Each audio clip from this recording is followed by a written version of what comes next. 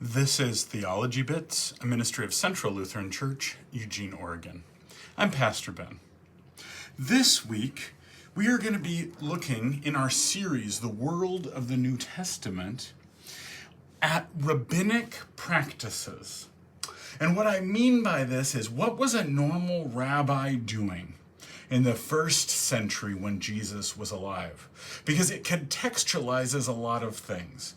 There's one thing that everyone can agree on about the historical Jesus, meaning if you're just studying Jesus like the same way you'd study any other person from the ancient world, it would be that he was recognized as a teacher, a rabbi, and had followers. So let's explore, what would that mean? Was that unique? Was it different? In what way did Jesus address things differently? Well, to begin, to understand that the normal way for rabbinic practice was that there was a teacher or a master and the disciple. And the master-disciple relationship was the normal relationship that one expected a rabbi or a teacher to have. And in fact, there would often be many disciples, especially if it was a famous teacher. And if they were famous enough, by the way, they would be called a sage, rabbinic sage. And it really mattered who your teacher was. If you were a serious student of Torah, come back to that again, if you were a serious student of Torah, you couldn't do that without a teacher. Rabbi means teacher. And so you needed that. And we'll talk about why in a minute.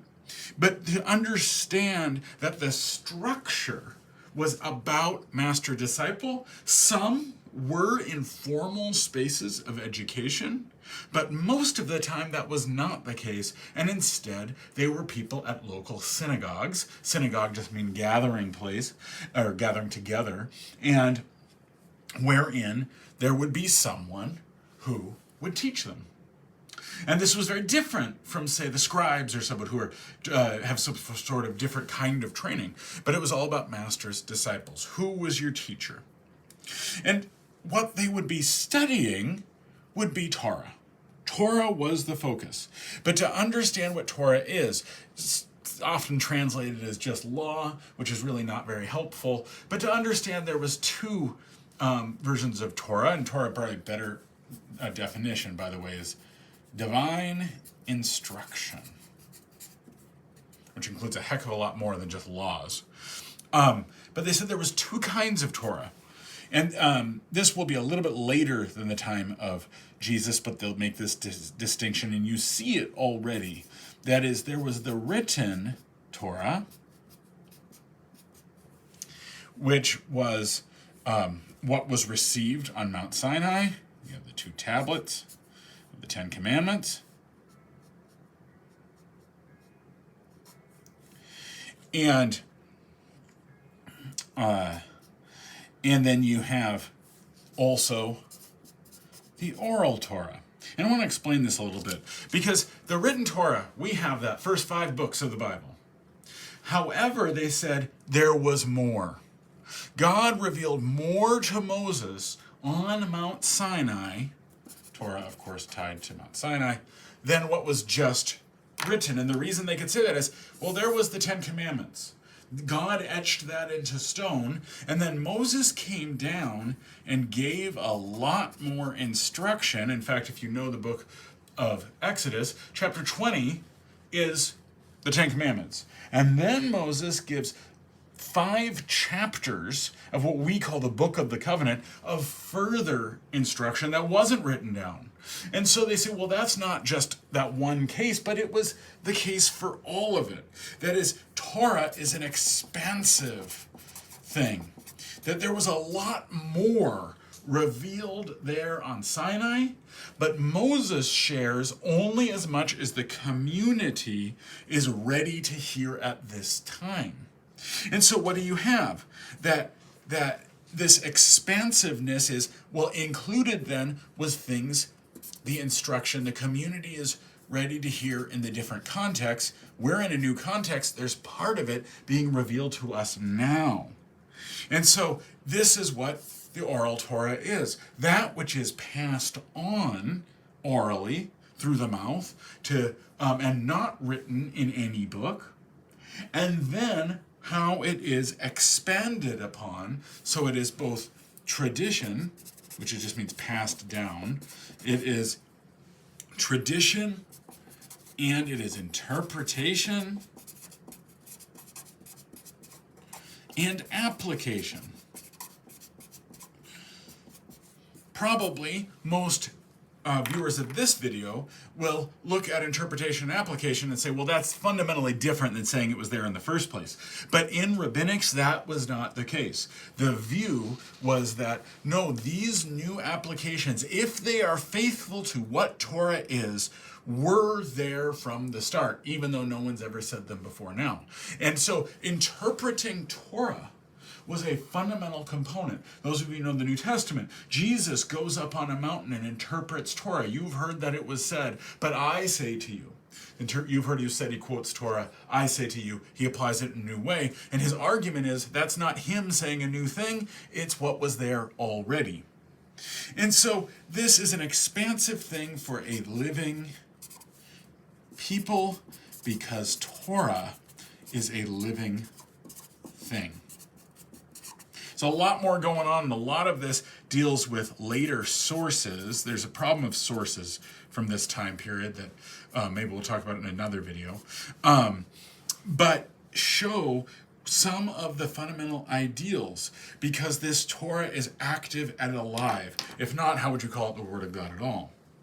Well, this, as you could see, you'd say, well, doesn't this seem ambiguous? What happens? Who says what is oral Torah? Who says what is tradition and what's to be accepted and what's not? Well, this is why you needed the master-disciple relationship. It wasn't about learning by studying in a book. You needed to have it embodied in a person.